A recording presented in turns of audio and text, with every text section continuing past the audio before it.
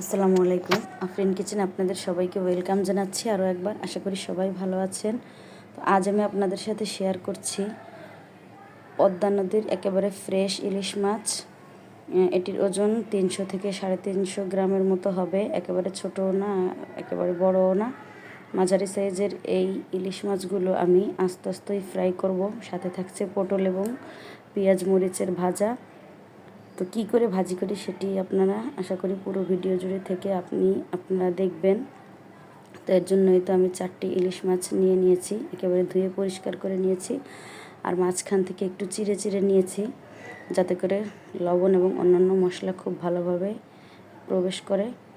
তো এই যে প্রথমে আমি পরিমাণ মতো লবণ মাছের গায়ে সুন্দরভাবে মেখে নিচ্ছি। তো মাছগুলোকে যেহেতু আমি ফ্রাই করব, এই কারণে আমি পরিমাণ মতো লবণ দিয়ে নিয়েছি। যদি আমি রান্না করতাম তাহলে এর থেকে আরও বেশি লবণ দিয়ে মেখে রাখতাম।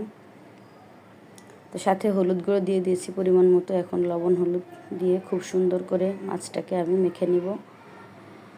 তো একটু সময় নিয়ে এটাকে খুব ভালোভাবে মাখাতে হবে, যাতে করে লবণ হলুদ এর ভিতরে প্রত্যেকটা জায়গায় সুন্দর করে ঢুকে যায়। যদি কোথাও লবণ এবং হলুদ না ঢুকে তাহলে কিন্তু মাছটা খেতে ভালো লাগবে না। আর ইলিশ মাছের ভিতরে লবণ না ঢুকলে সেটা কিন্তু খেতে একেবারেই ভালো লাগে না। তো এই তো মাখানো হয়ে গিয়েছে। এখন আমি এদিকে পটলগুলো এই তো খোসা ছাড়িয়ে তারপরে ধুয়ে মাঝখান থেকে কেটে নিয়েছি।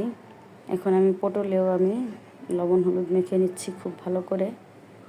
তো এর সাথে কিন্তু কাঁচা পটল এবং হালকা পাকা পাকা পটল আছে। তো দুরকম পটল আমি নিয়েছি। তো ভালোভাবে এটাকেও আমি মেখে নিচ্ছি। তো আপনারা যারা আমার ভিডিওটি দেখছেন, আশা করি যারা নতুন তারা অবশ্যই আমার চ্যানেলটিকে সাবস্ক্রাইব করবেন। আর যারা ইতিমধ্যে সাবস্ক্রাইব করে ফেলেছেন তাদেরকে অসংখ্য ধন্যবাদ।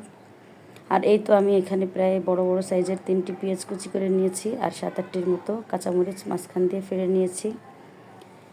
এখন আমি চুলায় ফ্রাই প্যান দিয়ে তেও পরিমাণ মতো আমি তেল দিয়ে নিয়েছি।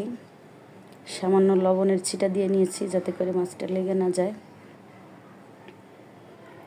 তো এখন মাছগুলো আমি ভালোভাবে দিয়ে নিয়েছি। তো প্রথমে 3টা মাছ দিয়েছি। তো এক সাইড আমার ভাজা হয়ে গিয়েছে, আমি অফ ক্যামেরায় সেটা উল্টে পাল্টে নিয়েছিলাম। তো এখন আমি এই প্রথম যে 3টা মাছ দিয়েছিলাম সেগুলো আমি অপর সাইড উল্টে নিয়েছি। আর এই সাইডে আরও ছোটো একটি মাছ ছিল, সেটিকেও আমি দিয়ে নিয়েছি। তো এভাবে খুব সুন্দর করে আমি ভেজে নিব। মাছগুলোকে আমি এমন পর্যায়ে ভাজবো উপর দিয়ে দেখতে অনেকটা লাল লাল হয়ে যাবে। আর অনেকটাই সিদ্ধ কিন্তু পুরোপুরি হয়ে গিয়েছে, একেবারে মুচমুচে করব না আমি, তাহলে কিন্তু খেতে ভালো লাগবে না। উপরটা লাল লাল হবে, সিদ্ধ হয়ে যাবে এবং ভিতরটা একটু জুসিনেস ভাব থাকবে, সেটাই খেতে অনেক ভালো লাগে।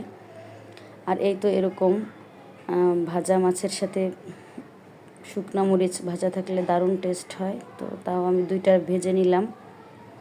এখন আমি সেই মাছ ভাজার তেলের ভিতরে দিয়ে নিলাম পেঁয়াজ এবং মরিচ।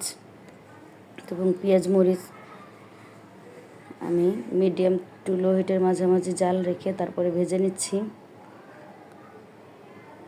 বেশি জোরে জালে পেঁয়াজটাকে ভেজে নিলে কিন্তু উপর দিয়ে পুড়ে যাবে এবং ভিতরে সিদ্ধ হবে না। তো এই কারণে আমি চুলার জালটাকে মাঝামাঝি রেখেছি।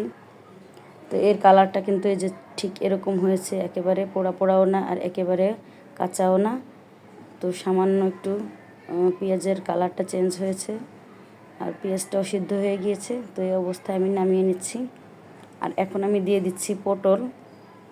তো এই সবগুলো পটল আমি একসাথে দিয়ে নিয়েছি। তো লাল লাল করে এপিট ওপিট করে ভেজে নিব।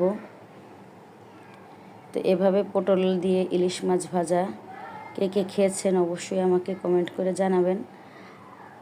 আর আপনারাও এভাবে অবশ্যই ট্রাই করে দেখবেন যে কতটা স্বাদ হয়।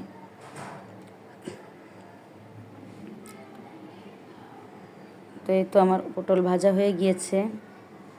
তো এখন আমি এগুলোকে নামিয়ে নিচ্ছি। তো আবারও আমি আপনাদেরকে বলছি, যারা আমার চ্যানেলে সাবস্ক্রাইব করেছেন তাদেরকে অনেক ধন্যবাদ। আর যারা 2-1 দিন আগে সাবস্ক্রাইব করেছেন, যাদের চ্যানেল আছে তারা আমাকে কমেন্টে জানাবেন, তাদেরকেও আমি ব্যাক দিব। তো এই তো দেখেন মাছগুলো নামিয়ে নিয়েছি, কতটা সুন্দর হয়েছে ভাজা এবং কতটা লোভনীয় হয়েছে। এভাবে পটল ইলিশ ভাজার সাথে কাঁচামরিচ পেঁয়াজ সঙ্গে একটু শুকনো মরিচও আছে। তো এইভাবে খিচুড়ি বলেন গরম ভাত বলেন সব কিছুর সাথেই কিন্তু দারুণ লাগবে। আজ এই পর্যন্ত।